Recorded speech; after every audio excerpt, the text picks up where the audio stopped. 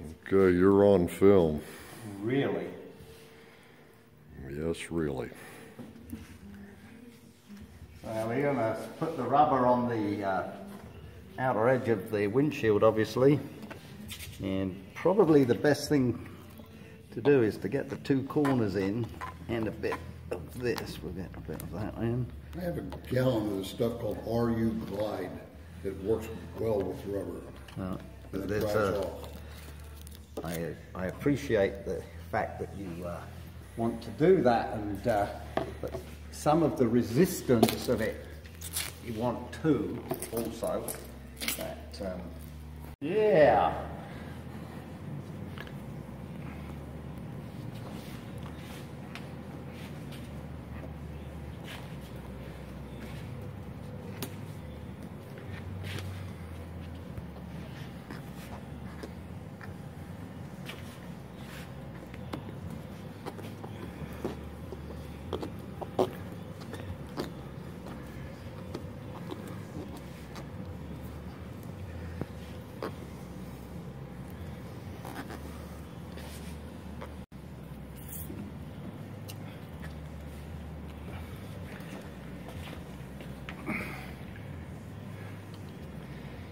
Yeah, that plastic tool seems to be the trick.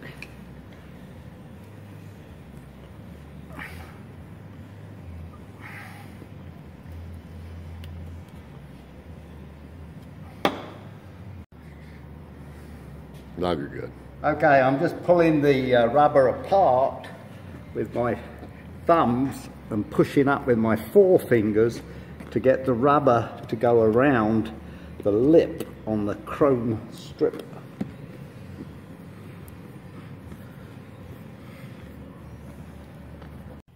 So when you get to the corner, you're going to need to get the heavy stuff, but you're going to have to be very careful. Get a nice screwdriver with no sharp edges, and what you're going to do is you're going to pull the inside edge with the screwdriver and push the frame into the rubber. It's a bit of a fiddle, but you can't continue to use your thumbs, it's just too hard. But you just take a slow, methodical arrangement, you keep it on the glass, you pull and you push it in. And although this really isn't a corner, we'll call it a corner, this area here, this frame is going to get tighter and tighter. So it's a long, enduring process of just pulling the rubber and pushing the chrome in. That's all you can do. And I did get the rubber. This is a replacement parts gasket.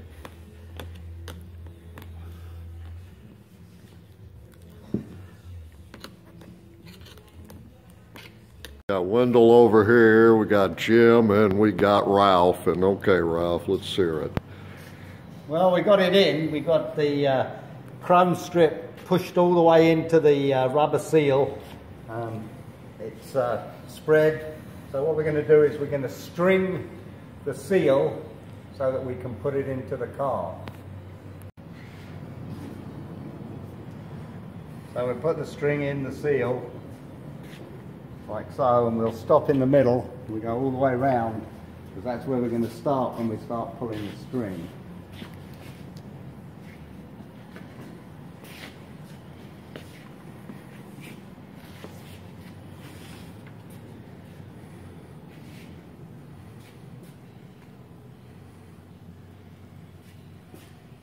The string isn't quite long enough, but we can straighten that out. Okay, you'll notice that we put a box underneath this thing, plastic box, and then we covered it with some nice soft cloth. You have to have a way to hold that windshield up. And we've got it all in, of course, and ready to go. We left the plastic on it to protect the windshield from scratches until we get it in the car, but we pulled it way back so we don't have any underneath the rubber here. And this is for a mate out in the East Coast, or the West Coast, Lee, and he's working on Bob. And Bob had a crack in his windshield. He got heading back from North Carolina to the West Coast, and Bob needed a new windshield. So these are commercially available, and I did get a tinted windshield to put back in this. Those old solid glass ones, it's like sitting under a magnifying glass. So my wife doesn't like it. It gets a little hot for her. So anyway, that's that. And Lee, I hope this helps you. Okay, Lee, just as a heads up, see where we've got this in? You can take a knife on your old one and you can cut in here and you can cut in here and all the way around on both sides, but you do not want to bend this rim coming out, especially on the corners.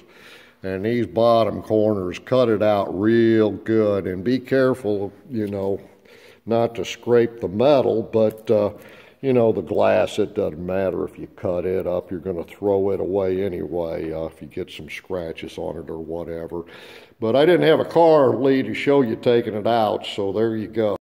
Okay, we're not going to put this back in this car, but you can see there's this ridge, and if I get on around here, you can see it's a thin piece of metal here.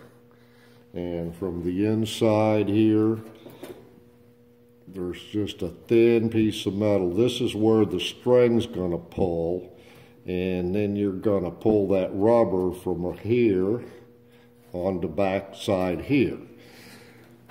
One thing that I would note, this one's real clean down in here. Not a lot of rust and such. Usually you get rust in some of these corners, like this place right here. These need to all be fixed, and it needs to be a real good surface to seal against. That's usually where I find your leaks come from. So if you've got bad places here in the corners and stuff, get some good paint and sand them off and touch them up, especially on the inside also.